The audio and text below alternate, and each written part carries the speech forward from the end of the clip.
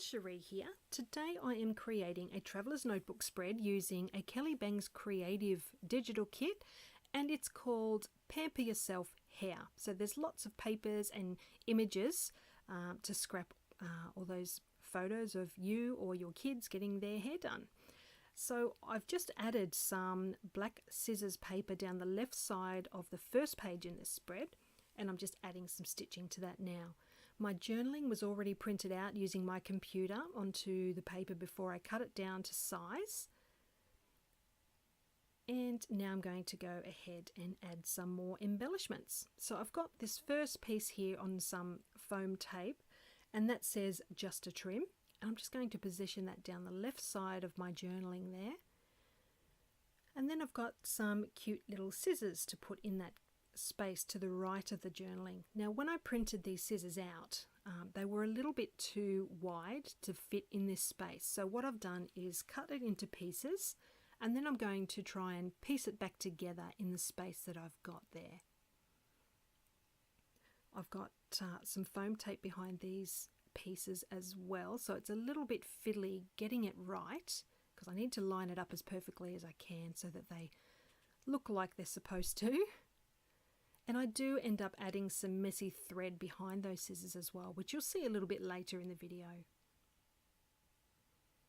It's a little bit fiddly. So when I print these pieces out, I use a heavier paper that can go through my printer. It's a 200 GSM weight paper, so it's nice and sturdy, and I just find it's perfect for printing out embellishments and things. That's what I usually use when I'm using a digital kit. Okay, so that page is pretty much done. So now I'm working on this second page. So I've got my photo, which I'm going to just try and line up with what's going on in that first page there. So I've just used double-sided tape behind that one. And then I can start adding those cute embellishments. So I've got the hairspray can that's going to go on the right of the photo there.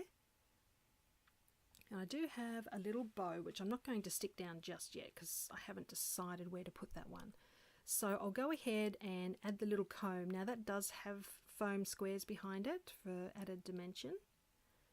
And then I've got that cute hairdresser's clip to go in there as well. So I'm just tucking it in behind. And then I can play around with where I want to put that cute little black and white bow. But I do end up putting it with that little cluster on the right there. So next I can add my title. Now these letters are so cute. They're black with white polka dots.